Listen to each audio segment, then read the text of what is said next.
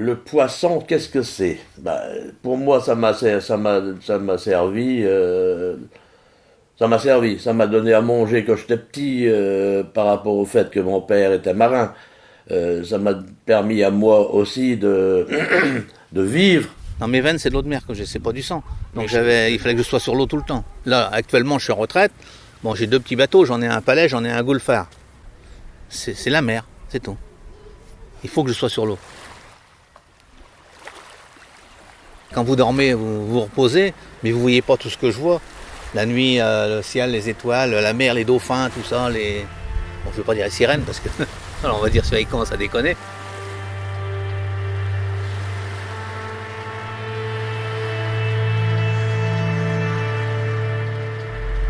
Vous êtes-vous déjà demandé d'où vient le poisson que l'on mange? De la mer, vous allez dire. Oui, mais est-ce aussi simple que ça? Quel parcours, quelles étapes a-t-il fait avant d'arriver dans nos assiettes? Quand, comment, pourquoi et par qui a-t-il été pêché? Prélever du poisson a un impact sur le bon fonctionnement de l'océan. Comment continuer d'en consommer tout en préservant la ressource et son milieu, mais aussi tous les métiers qui en dépendent.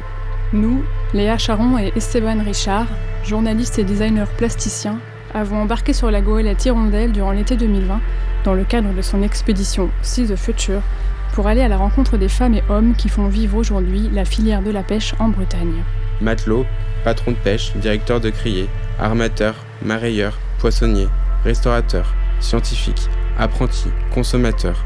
Leurs témoignages dressent un état des lieux de la pêche pour mieux appréhender ces enjeux à l'échelle de la région.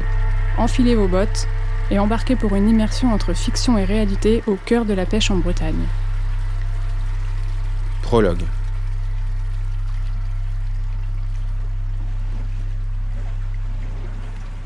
C'est hyper important, les pêcheurs sur une île et sur le littoral breton, parce que c'est un métier emblématique du littoral, peu importe que ce soit la Bretagne ou n'importe quel littoral dans le monde entier. Le poisson, en France, a toujours été dévalué par rapport à sa vraie valeur. Il a toujours été mis dans le temps, vous savez, c'était péjoratif de dire quand on était poissonnière, c'était péjoratif. Vous savez, on montrait toujours la dame de Marseille avec son vocabulaire très châtié, voilà, alors que c'est pas du tout ça, quoi. Non, c'est quelque chose de noble, le métier de marin, le métier de poissonnier, tous ces gens qui travaillent une matière noble comme ça, mais attendez, c'est valorisant. Tu coupes le poisson, tour, t'enlèves l'arête. Tu vois, je reçois mes 150 kilos de poissons morts.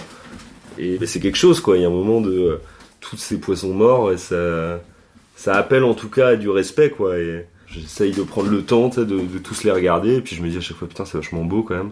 Et c'est un truc qui a manqué, je pense, beaucoup dans la pêche et beaucoup dans la restauration, d'avoir de la considération pour les produits.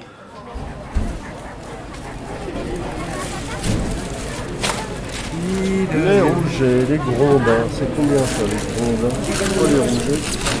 Les rougets. Rondin. 8 balles. 8 €. Il y a une méconnaissance sur le monde de la pêche, sur le poisson, mais c'est faramineux la méconnaissance qu'il y a. On ne connaît pas, nous sommes des viandards en France. Le monde de la pêche, le monde de la mer et tout ça, c'est vraiment la grosse inconnue pour 90% des Français. Ouais, il y a 4 types de pêche en France, partout je pense. Donc il y a la petite pêche, il y a nous, c'est les bateaux qui sont les plus nombreux. La petite pêche, les bateaux partent en mer moins de 24 heures. C'est pêche à la journée, des barques de volume relativement modeste, mais de poissons très très frais. C'est celui qui se vend souvent le plus cher dans les criées, etc. parce qu'il est tout beau. Ensuite, t'as la pêche côtière qui fait des marées de moins de 72 heures, donc qui vend aussi un poisson d'une super qualité. Ensuite, t'as la pêche au large, donc ça c'est, on va dire, des bateaux qui partent une dizaine de jours, voire 15 jours, voire 20 jours, en revenant débarquer le poisson tous les 5 jours, toutes les semaines, tous les 9 jours, selon le rythme qu'ils ont. Souvent d'ailleurs, ils ont un port d'attache, un port de départ, mais c'est pas le port de débarque du poisson. Ces bateaux-là, pour les bateaux français, vont surtout pêcher dans les eaux britanniques, débarquent dans un port britannique et le poisson est ensuite acheminé dans leur criée de départ.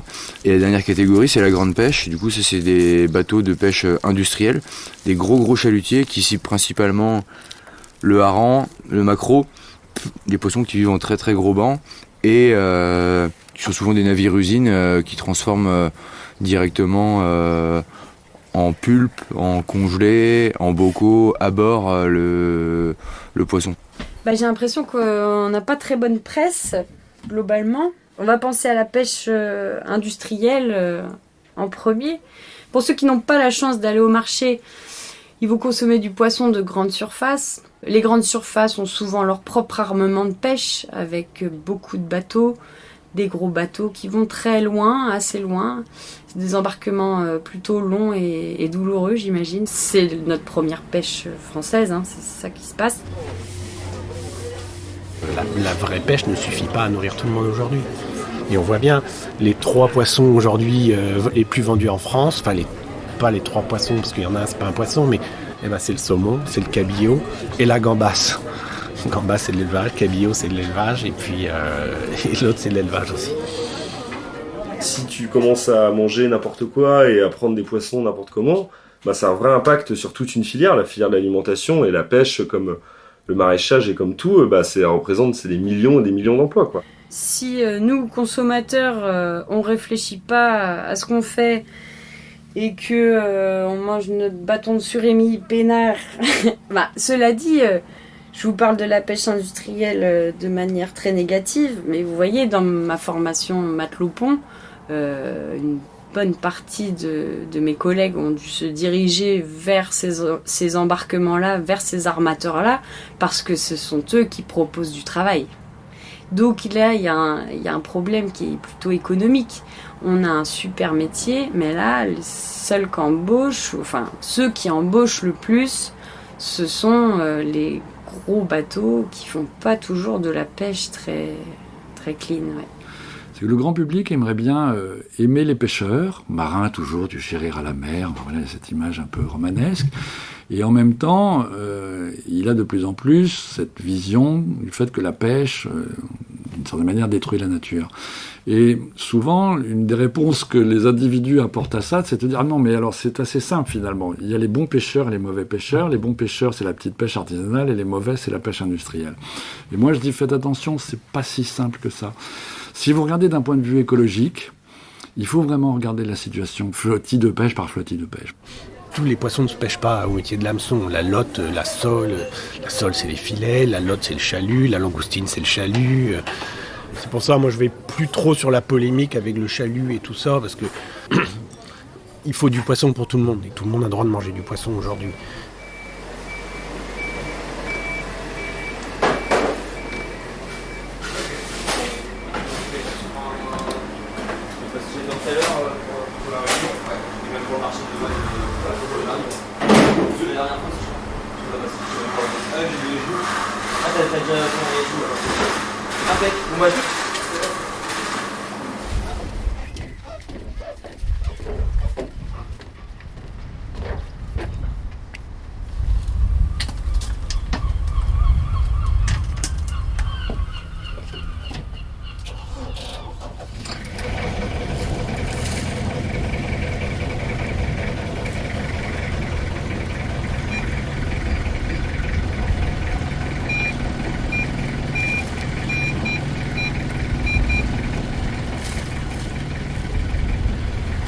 La pêche, il y a toujours une grosse part d'incertitude. Déjà, quand on va en mer, c'est un risque. C'est un risque d'avoir du mauvais temps, c'est un risque de ne pas pêcher, de rentrer bredouille, en ayant dépensé tout son carburant, en ayant à payer les gars quand même. Et par-dessus ça, il y a des risques politiques ou des risques économiques. Le risque, c'est que les gens se détournent de poissons. Le risque, c'est que on puisse plus pêcher parce qu'il y a des animés de service qui disent que c'est pas bien de pêcher du poisson. Quand ton père arrivait de mer, tu sautais dans son panier pour voir qu'est-ce qu'il y avait dedans. C'était des langoustines, c'était des poissons qui pêchaient à l'époque. Des poissons, les langoustines, c'est pas de poissons, mais... et puis autres poissons qu'il envoyait à terre avec lui, quoi. À la limite, on était plus content de voir le panier de notre père que de voir notre père, parce que c'est peut-être con de dire ça, mais et donc tu as une relation forcément qui est différente quand tu te sers dans la mer pour gagner ta croûte. La pêche, c'est plus on travaille, plus on pêche et plus on touche. Donc il faut aller au charbon. C'est ça, rentabilité du métier. Et le patron et l'équipage sont payés en fonction de ce qu'ils pêchent. Ils sont payés à la part. S'ils pêchent bien, ils sont bien payés. S'ils pêchent moins bien, ils sont moins bien payés. Allez, une surprise, ça serait bien. Homard. Pilote. Turbo. Je rêve d'être. On aimerait bien. Hein? Ce serait bien. Ah, c'est pas mal de pêcher quelque chose, ouais. Pas qu'à lever les filets.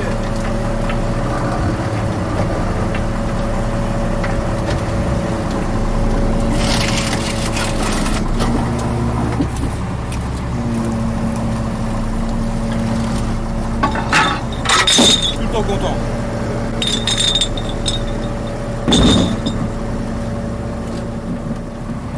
Ah ouais, c'est des belles bestioles ce qu'on vient pêcher là.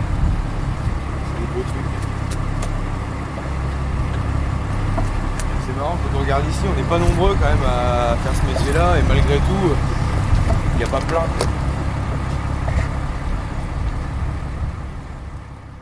Il est un peu laid ce métier quelque part parce que nous on va pas réensemencer le territoire, on va pas remettre du poisson à un moment donné. On vient juste prélever.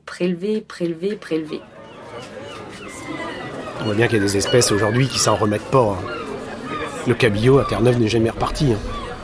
Le turbo aujourd'hui c'est devenu une denrée rare. Et on voit malgré tout, toute espèce confondue aujourd'hui, que la taille diminue. Ce qui est un signe de déclin de n'importe quelle espèce. Moi quand je pêche un bar de 3 kg, aujourd'hui je dis j'ai un gros bar. Avant un bar de 3 kg, c'était un joli bar mais pas un gros. Gros bar c'était 6 kg, 7 kg quoi.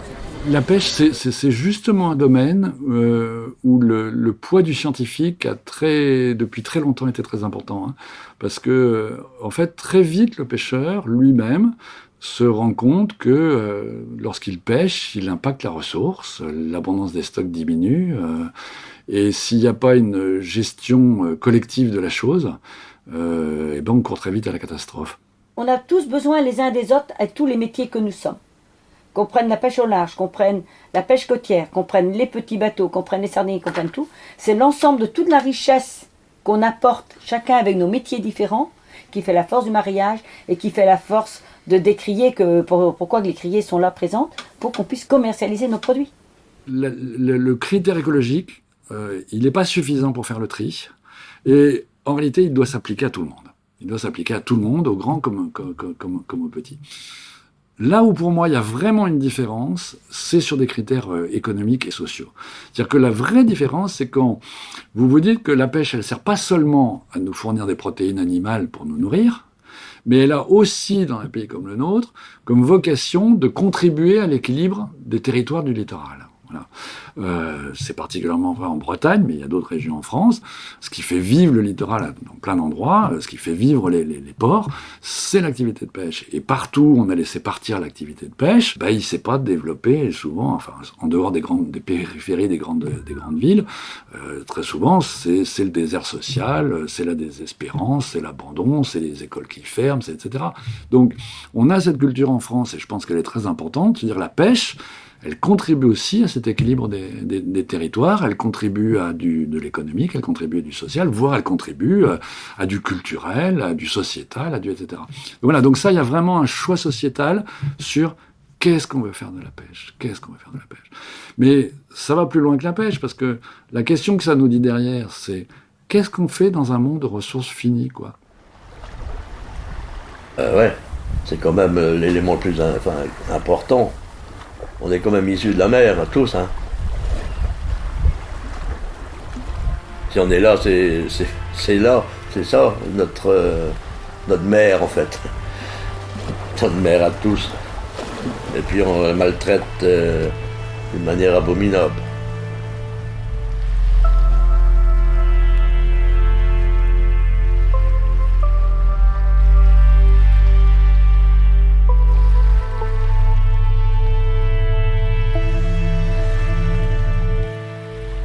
La mer que l'on contemple, la mer qui gronde, la mer qui pleure, la mer qui donne et reprend la vie, la mer que l'on mange. C'est ce lieu où tout commence et où, pour d'autres, tout finit.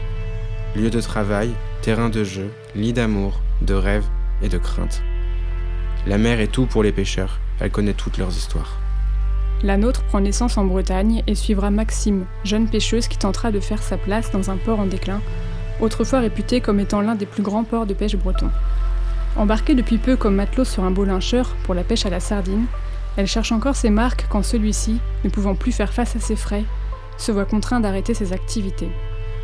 Mais pour Maxime, il n'est pas question d'arrêter la pêche, ni même de rejoindre, comme la plupart de ses collègues, des énormes navires qui l'éloigneront de son port d'attache.